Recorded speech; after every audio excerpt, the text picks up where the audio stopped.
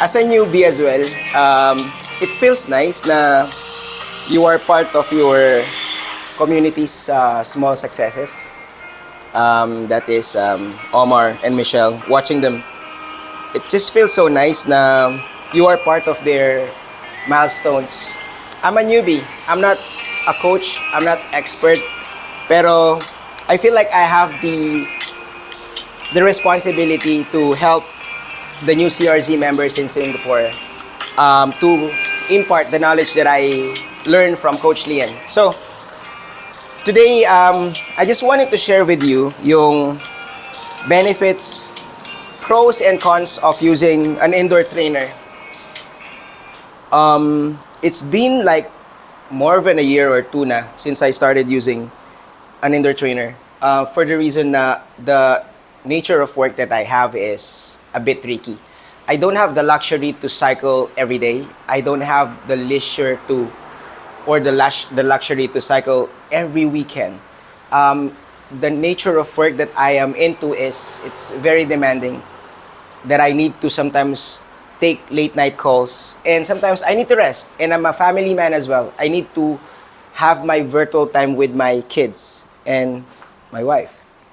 So, how am I addressing that as a professional person who is into sports? No, one of the things that I've started doing is exploring indoor biking. And what I was doing for the past few years is I'm doing more of a 90% indoor and a 90 almost less than 10% outdoor.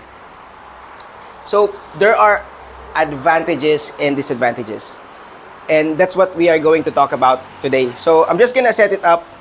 We're not gonna be talking about what this trainer is. It's just a McGinty 100. It's the most basic one. And since I was outdoor, I was with the group yesterday for an outdoor ride. I thought of just doing a quick indoor ride before I actually help my wife to do some errands in a few. So I'll be doing a 20-kilometer indoor bike today just to burn what I've had yesterday, and that's a quick advantage of having an indoor trainer. So it's already past 10, I think, or 11, and I don't even have to think twice if I wanted to ride or not because basically it's too hot outside. Yet every time that I wanted to just sweat it out, I'll just set this up and spend like 30-40 minutes and I'm done. So I'm just gonna set this up and I'll continue the information sharing about the pros and cons.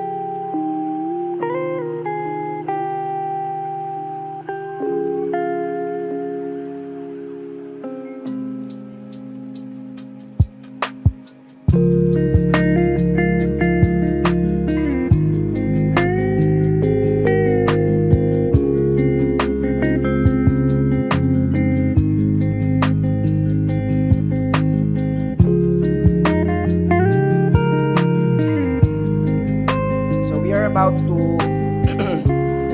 complete the setup. Normally, if you have this kind of configuration at home, it will only take you like less than 5 minutes once you get used to it to set up the bike. So that's a very quick setup. I normally use a brick like this kasi if not, what would happen is masyado ka naka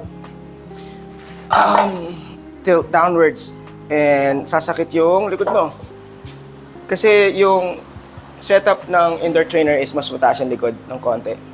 So that's why I have this. And since I'm not covering it like in detail, just a quick tip when you're doing indoor training, make sure you're covering the headset. And this part kasi your sweat will penetrate all the bearings inside the headset and it will cause some corrosions. So that's just a quick tip. Okay, so I'm gonna be starting my indoor training. It's going to be 20 kilometers lang. Normally it takes like 36 to 40 minutes. It's not as simple as indoor training or indoor biking. Normally I do this for posture workouts. I spend that time focusing on improvement of my posture only. So that when I'm outside and with friends or when I am with other people, especially the new members of CRZ Singapore, I can share with them what I'm learning whenever I am practicing the posture. So, as I mentioned, I'm a newbie, and part of being a newbie is a continuous learning, doing postures.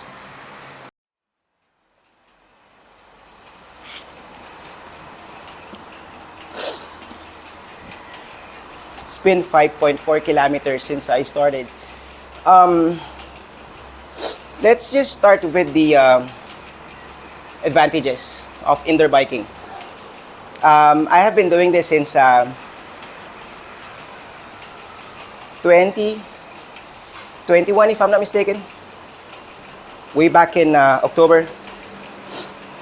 So basically, historically, I started by renting the Magin T100 for $30 per month, just to check if it's something that I wanted to invest. Then right after a month, I decided to get it. And since then, I just continuously doing indoor biking till today. Advantages that I can think of, and this is just freestyle.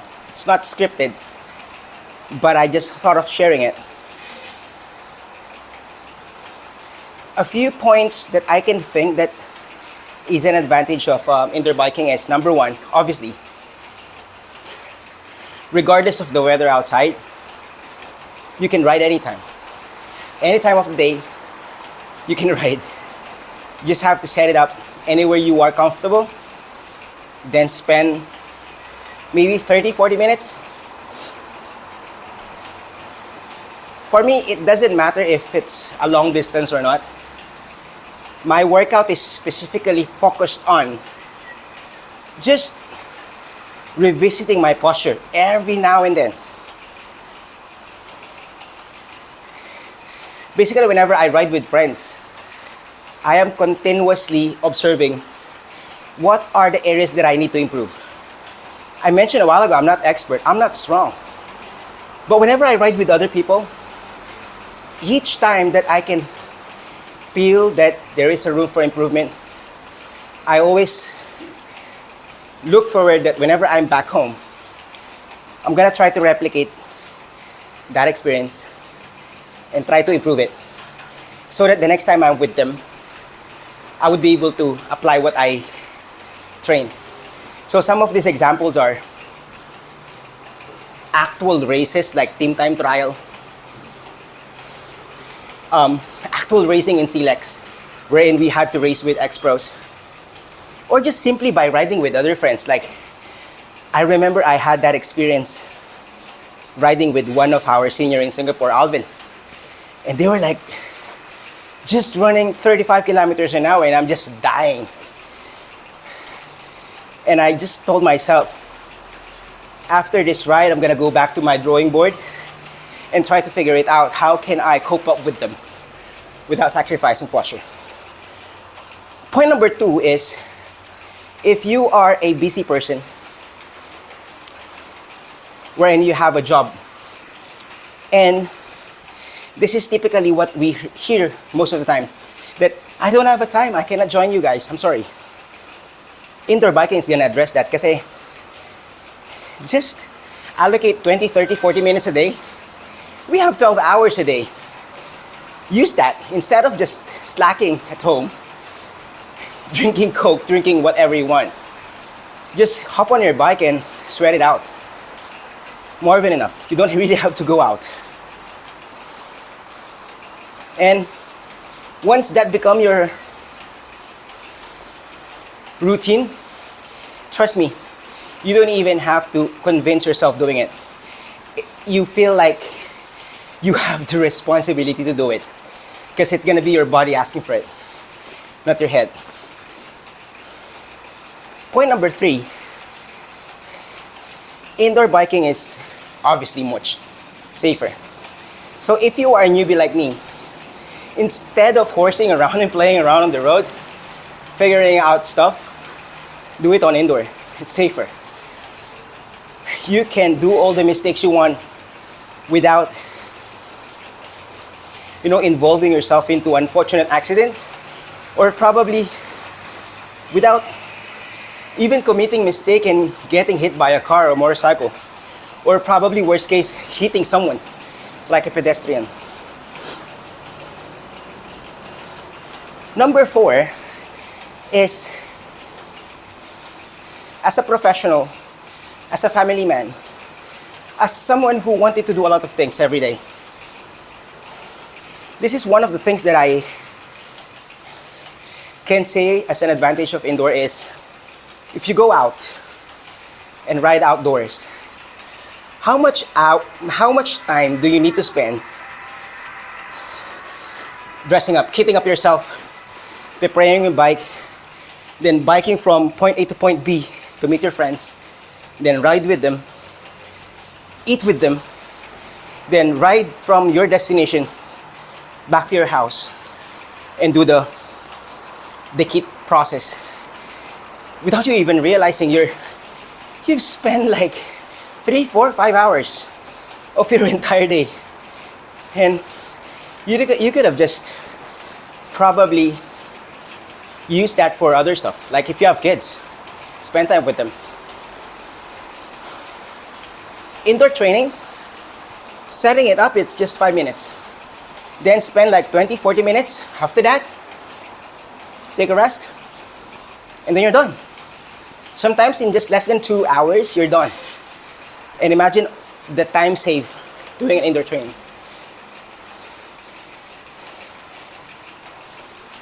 Some of the points that I am using on indoor is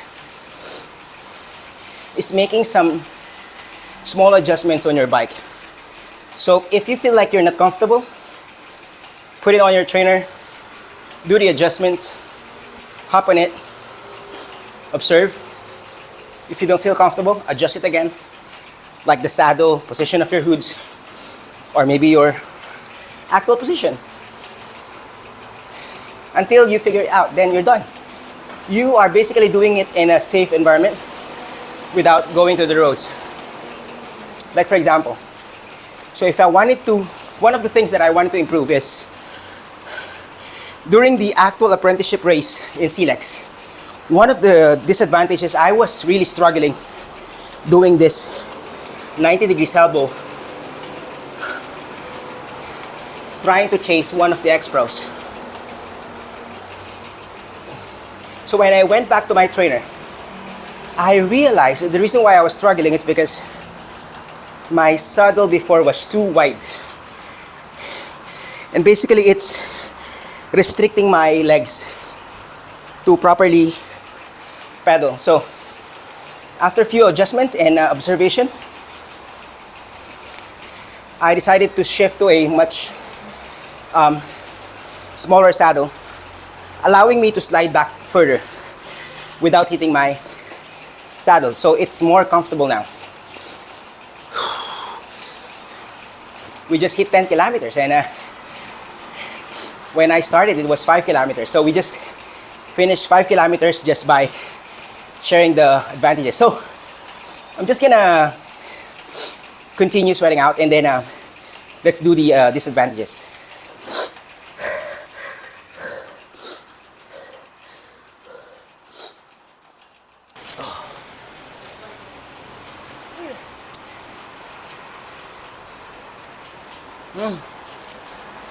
Init. So we just reached 15.5 kilometers. Now let's focus on the disadvantages. This is based on my experience since 2021 and my actual application. Okay, so one of the most obvious disadvantage of relying too much on indoor is your actual experience on the road. I mentioned a while ago, I do 90% of the time indoor. So, things that I observe that I think is a disadvantage is if you are using a power trainer only, not a smart trainer, you will not be able to replicate the actual gradients.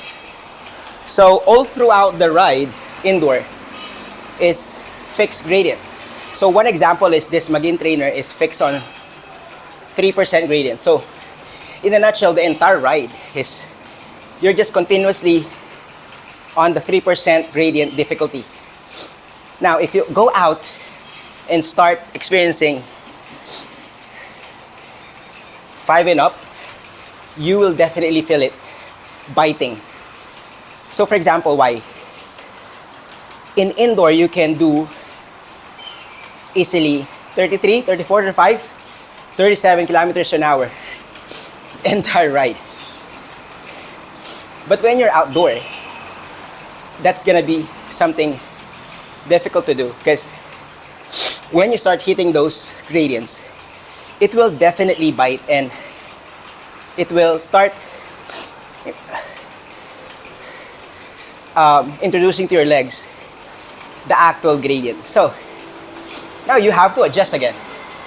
But basically with the posture, you would be able to tell your head, whenever you're climbing, don't attack it. Just do it as calculated as possible, because if you attack it and go to the easiest gear,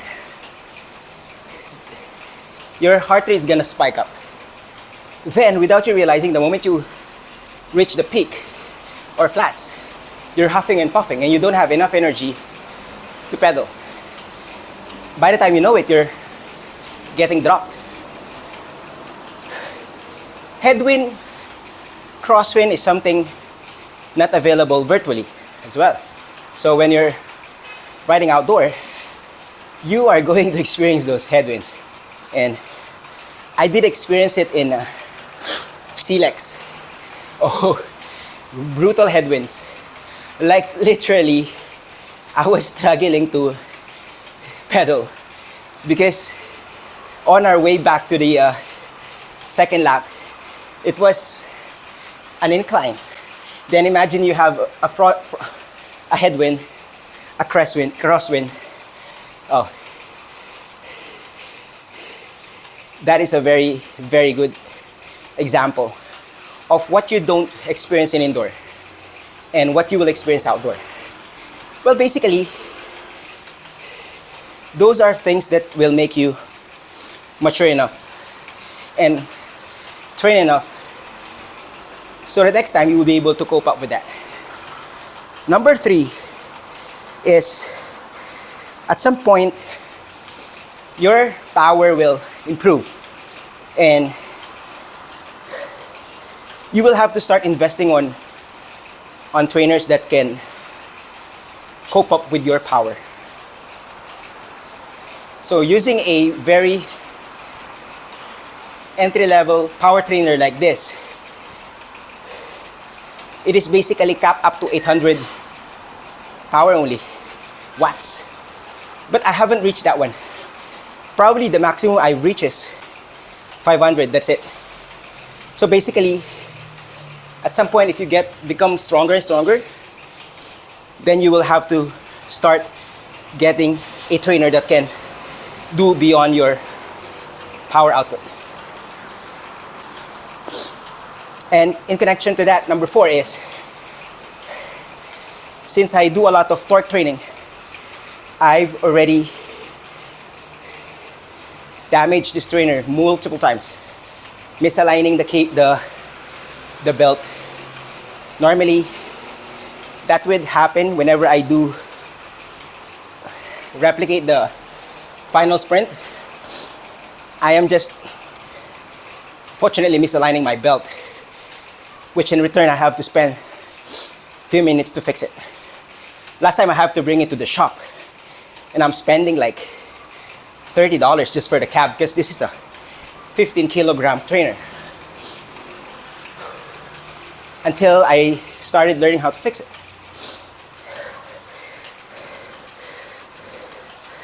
And other than that, I can't think of any disadvantage other than the advantages. Basically, in a nutshell, we just hit like 19 kilometers. We only have like 1 kilometer left so that we can wrap this up. And I can wrap up my workout today.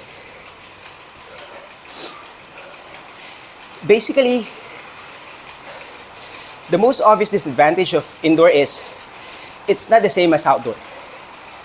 You just have to accept that and convert that into a positive approach to just fully maximize your trainer so that you can replicate as much as you can outdoor experience. And I think with that, hopefully you learned something. And this is a freestyle vlog, not scripted. I did not prepare anything, so if I miss anything, comment down below. Let's collaborate and share more. Lastly, do I recommend Maginty 100? 50-50. It's nice, but it breaks a lot. And hopefully that helps. So we're just gonna wrap it up. We just hit 19.5. Then right after this, I will just replicate a final sprint when I reach 19.9. Because that's one of my weakness. Using my last remaining energy to do a sprint.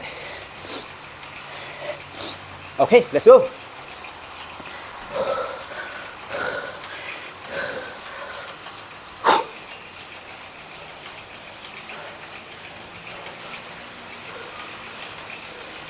$19.7, 19.8.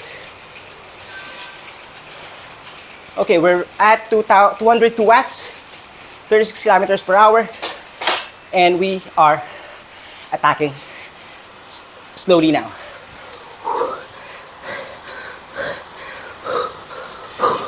There you go. 20 kilometers, 45 kilometers per hour. Thank you.